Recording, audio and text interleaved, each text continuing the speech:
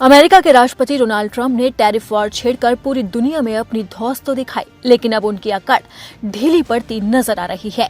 इसकी वजह है भारत, क्योंकि भारत ने जिस तरह से चीन से लेकर जापान तक अपनी दोस्ती को मजबूत किया, उससे डोनाल्ड ट्रंप अब डरते हुए नजर आ रहे हैं और अब वो सीधा टैरिफ को लेकर बैकफुट पर आ गए और उन्होंने अब भारत के जिगरी दोस्त जापान को लेकर बड़ा फैसला ले लिया है। टैरिफ को लेकर अमेरिका के राष्ट्रपति डोनाल्ड ट्रंप ने जापान में बड़ा फैसला लिया। अमेरिकी राष्ट्रपति डोनाल्ड ट्रंप ने बड़ा कदम उठाते हुए जापानी गाड़ियों और अन्य उत्पादों पर टैरिफ कम करने का आदेश दे दिया। जो ट्रंप अब तक ये कहते आ रहे थे कि वो टैरिफ पर अपने कदम पीछे नहीं लेंगे, यहाँ तक कि वो इस टैरिफ वॉर को लेकर सुप्रीम कोर्ट भी पहुंच गए थे, लेकिन अब उसी ट्रंप के तेवर नरम पड़ते हुए नजर आ रहे हैं।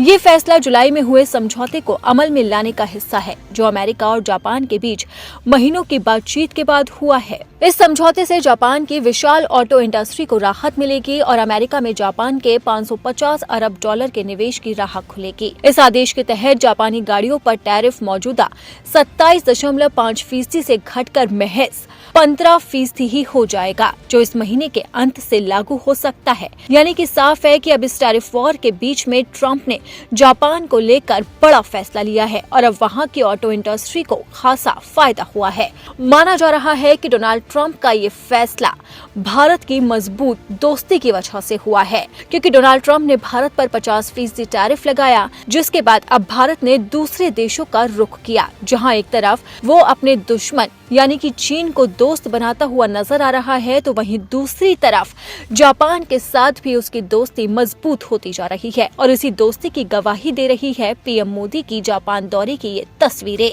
जहां पर उन्होंने जापान के प्रधानमंत्री से मुलाकात की और भारत और जापान के बीच में कई महत्वपूर्ण समझौते हुए, जिनके अंदर बुलेट ट्रेन तो शामिल है ही, इसके अलावा दूसरे समझौते भी शामिल है। सेमीकंडक्टर को लेकर भी जापान ने भारत के साथ बड़ा वादा किया है। इसी के साथ ही जापान भारत में 1000 अरब जापानी येन का निवेश करने जा रहा है। दोनों देशों के बीच में आपसी कामगारों को एक दूसरे के यहाँ आसानी से आने जाने और काम करने का मौका देने को लेकर भी बड़ी योजना तैयार की जा रही है। जिस तरह से जापान और भारत की दोस्ती आगे बढ़ रही है, उससे अमेरिका को झटके पर झटके लग रहे हैं, क्योंकि अगर भारत और जापान एक दूसरे के साथ व्यापार पर इसी तरह से आगे बढ़ते रहे तो अमेरिका को व्यापार के तौर पर खासा नुकसान होगा और अब इसी बात को डोनाल्ड ट्रंप अच्छे से समझते हुए नजर आ रहे हैं। यही वजह है कि अब वो जापान के साथ अपने रिश्तों को सुधारने की कोशिश कर रहे हैं, क्योंकि कुछ वक्त पहले तक डोनाल्ड ट्रंप जापान को धमकियां दे रहे थे,